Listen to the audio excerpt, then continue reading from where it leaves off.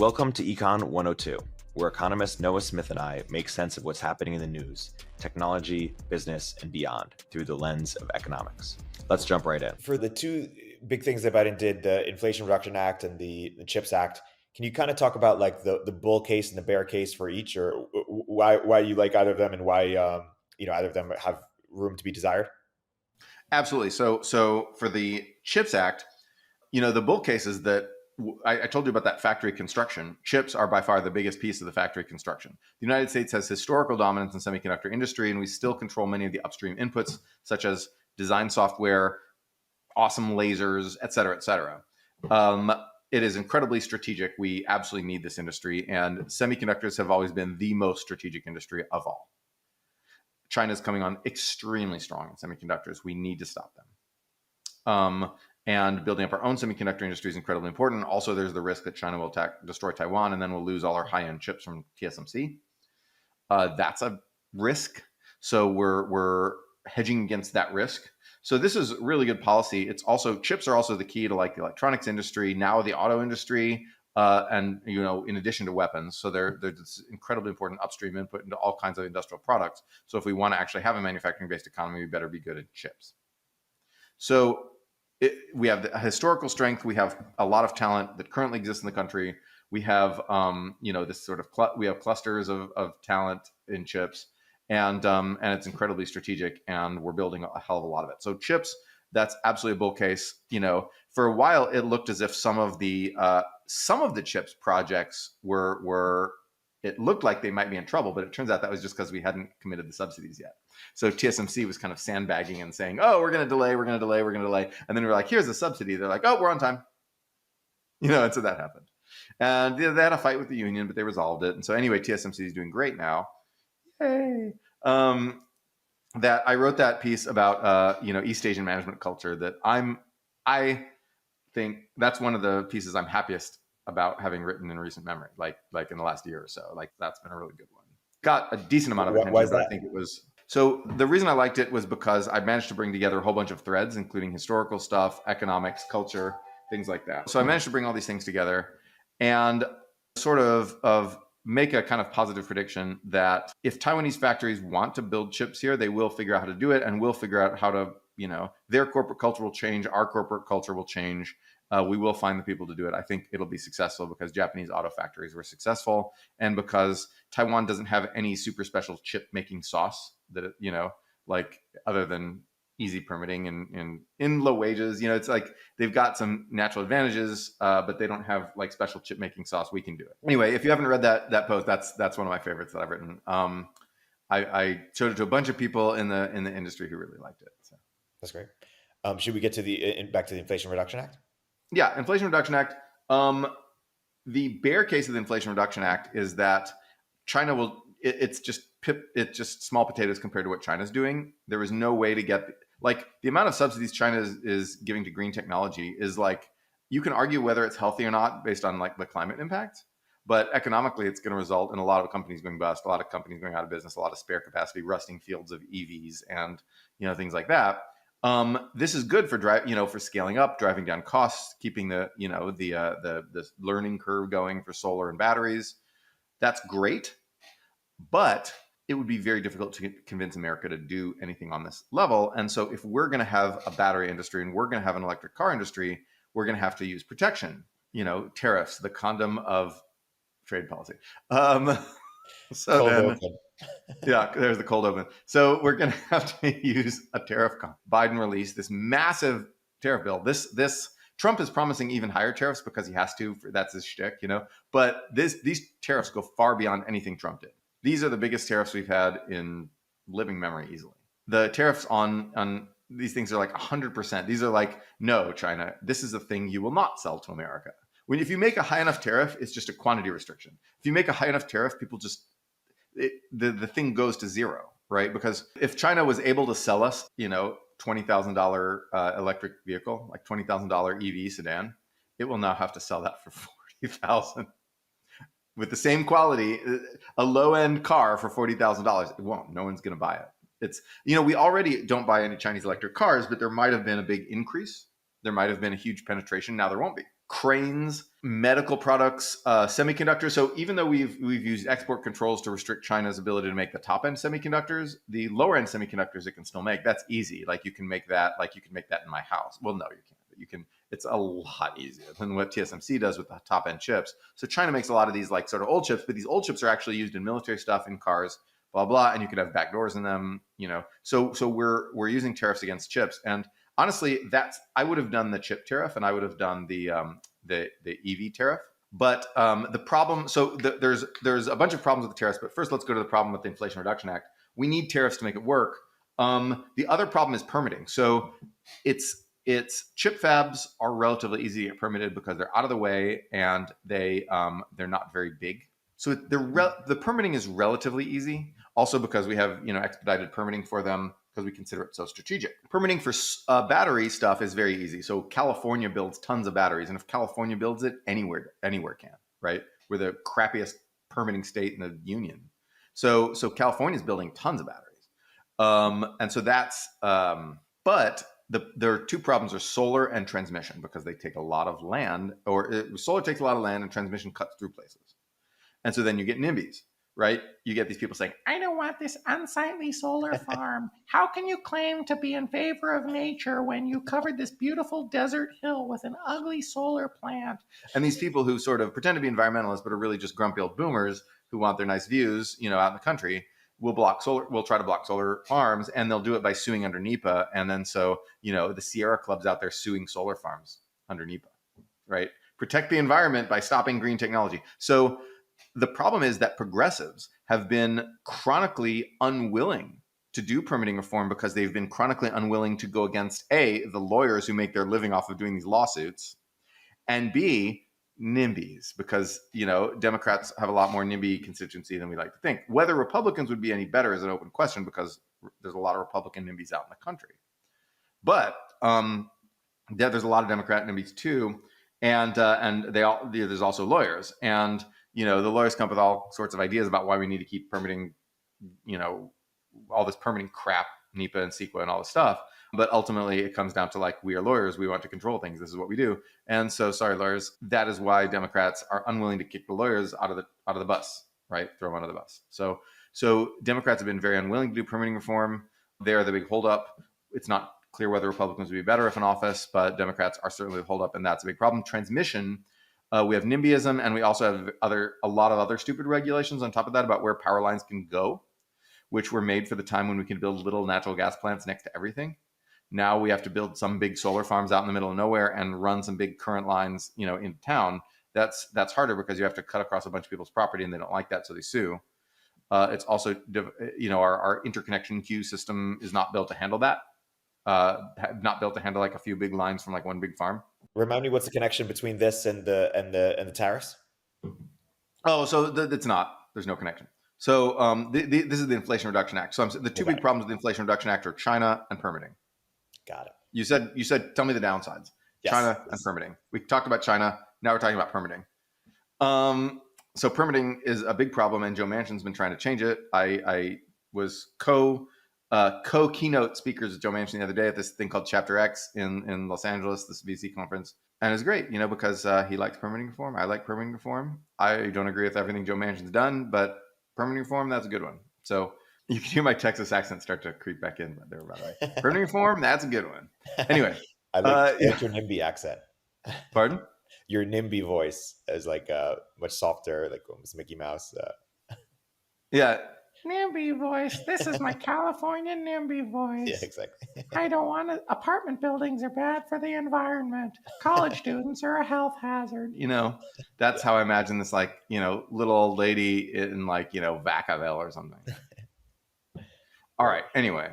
But okay. So those are the main problems with the Inflation Reduction Act. The thing is, though, I'm optimistic because I think, number one, tariffs on China were probably coming for other reasons. So that, because of national security stuff. We don't want Chinese chips and all our stuff because they could backdoor it and suddenly make all our ships crash into bridges, et cetera. So we were probably going to tariff that anyway, unless, Trump was president and they bought him off and he didn't do it, right? I'm very pessimistic on the chances of Trump doing anything that will interfere with China at this point. So it's a high stakes election in that case because China is our biggest threat by far. Let's go. So first on the tariff, John Arnold tweeted something along the lines of, he said, because climate change is a problem, mass adoptions of EVs is vital. Adoption is slowed because lack of low priced options. U.S. companies are unable or unwilling to make low priced EVs. China is the global leader in low priced EVs, but U.S. just hit China with 100% EV tariffs. Where is he wrong in his logic or his implications? So with tariffs, the tariffs will be effective at getting some EV manufacturing out of China. It will go to Mexico. So BYD is actually not going to try to set up in Mexico, but other Chinese automakers will, and their quality is all the same because they steal all these other stuff constantly, right? Like BYD has a very very good. They're very very good at making efficient factories, but like you're not going to see much of a quality difference between various Chinese EVs, I think. But China, and then they're all pretty good. They have high defect rates, so in that sense, they're like Japanese cars are famous for low defect rates. They're just incredibly good at producing cars that will last forever and driving. Germany is legendary for. Germany has higher defect rates, but they have incredibly high performance, which is to say that German cars will drive really well, and then like the window will break, and then like Japanese cars, like the window will never break, nothing will ever break ever. Like you'll never have to take it in, and Korean cars same, and then American cars just like imitate whatever other people do. But Chinese cars basically have high defect rates, but they've got lots of features to gadgets. So they have these awesome giant screens you can control, and like they're really nice. It's like really nice looking, not amazing quality on the inside, which typifies like practically everything made in China. But they're fine and they're cheap. The price point is right, and so China can simply transplant factories to Canada, to Mexico, etc. And we might put tariffs on those and we might not. If we put tariffs on, we could put tariffs on, factories owned by Chinese companies, but then they'll just do joint ventures, right? They'll just buy a stake in Mexican auto manufacturers, and they'll get around that. We could block Chinese EVs from our country, but I think, and maybe Trump will, but it'll start fights with allies if we do, which is a big problem. We need some EV imports to spur competition, right? GM and Ford, their offerings suck, and Elon's offerings are great, but he's now like gotten distracted by robo-taxis and Twitter beefs. So we have car companies, GM and Ford have the capacity to make good EVs. They're just not focusing on it. They're betting on internal combustion future. They're betting on a slower EV transition. And Tesla is betting on, that it can be a software company and make high margins as a software company and not have to compete with China and all this stuff. Great. We need the competition. We got competition from Japan in the 80s and 90s, and that made our cars better because then Japanese capital came here. We need Chinese auto factories in America. We need BYD to build cars in America. And so if we keep high tariffs on Chinese cars for a long time, and if we find some way to block Chinese imports from Mexico, then maybe BYD will come build factories in America. Japanese companies have done that. Japanese companies have huge factories in America that build tons of cars, even then export them. So you get, Japanese companies like Toyota, Nissan, Honda, they are building cars in like Indiana, Alabama, Tennessee, and exporting them to like, Korea, Australia, Italy, wherever, right? People in the world are buying Japanese brand cars made in America. That is a foreign direct investment success story, and we could replicate this with China probably. There's national security concerns like controlling, what if they backdoor the cars and we have to prevent them from using the Chinese chips, and that'll inhibit their supply chains and all this stuff. But in the long run, we could get that. The problem is this would take a long time. So this took 30 years for Japan, right? 20 years. They started doing it in the 80s. By the 2000s, you had tons of Japanese factories pumping out cars in America, and they started in the 80s. So 20 to 30 years. That's a long ass time.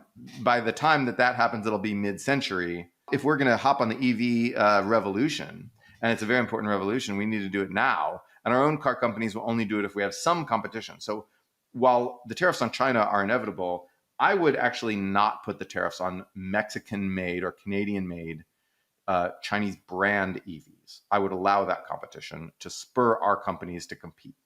And I would maybe give our companies some help in that competition, but I would not I would not protect them, because otherwise we're just going to be orphaned. We're going to not go to EVs. We're going to stay with internal combustion cars, and it's going to suck, because honestly, EVs are just better.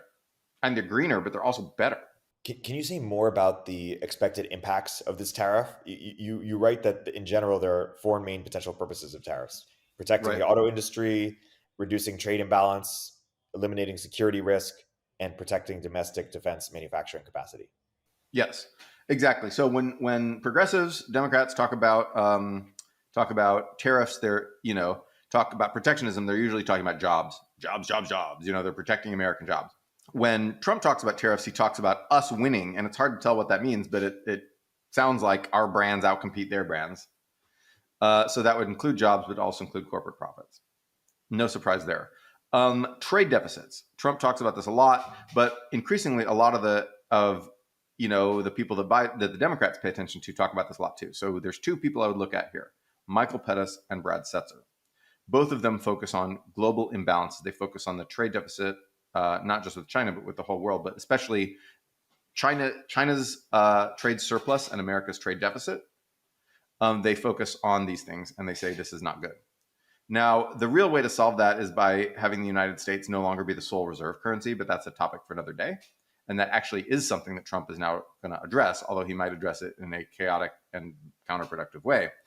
But so I have to take a look at that. That's going to be an important thing. That's the most important, interesting new thing Trump has proposed in this election season, is to weaken the dollar, weaker dollar, which is great. A weaker dollar is a more competitive dollar. So in some sense, a weakness is strength.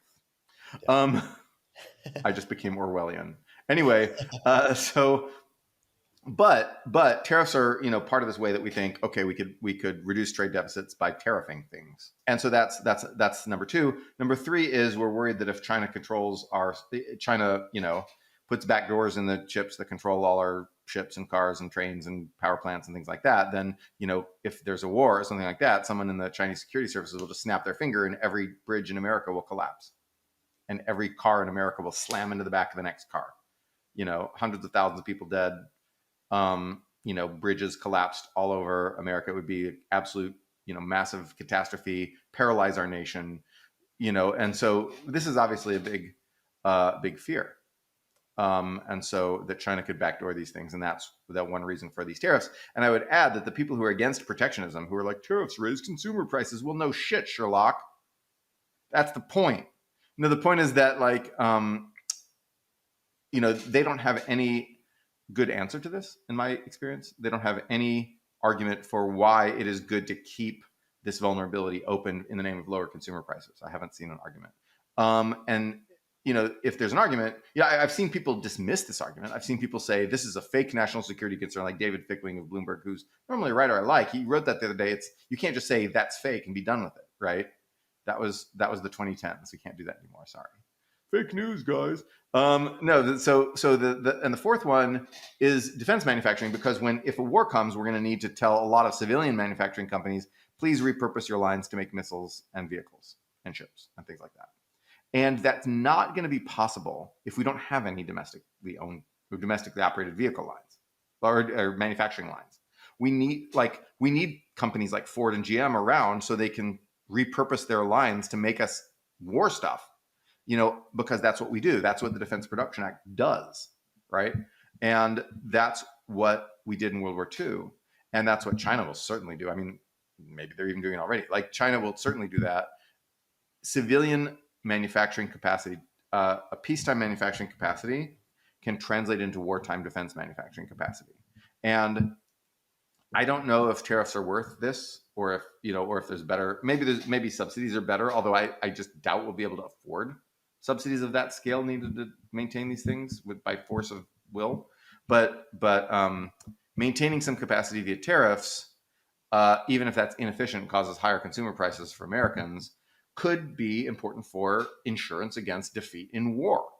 And again, you could argue against this idea, but I have yet to see any of the anti-protectionists, any of the free traders, the people at the Cato Institute, the green energy people, any of the writers at the Economist, which is just getting worse and worse, have not seen any of them grapple with this.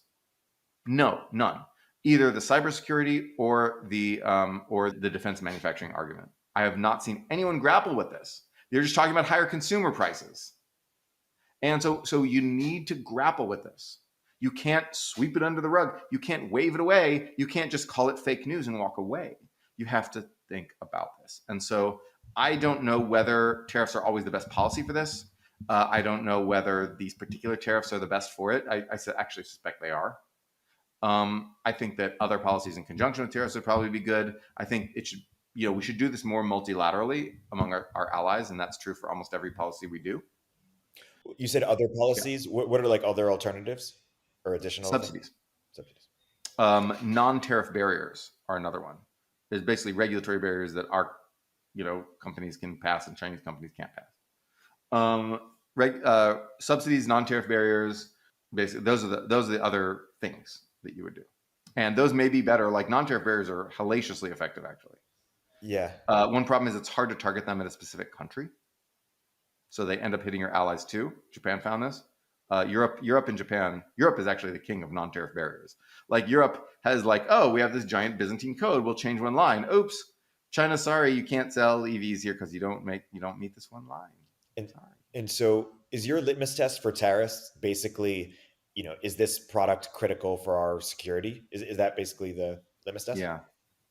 Yes. Econ 102 is a podcast from Turpentine, the network behind Moment of Zen, In the Arena, The Cognitive Revolution, and more. If you like what you hear, subscribe and leave us a review in the App Store. You can keep up with both of our Substacks for written analysis of the topics we cover in the show at noahopinion.substack.com and erictornberg.substack.com. Thanks for listening.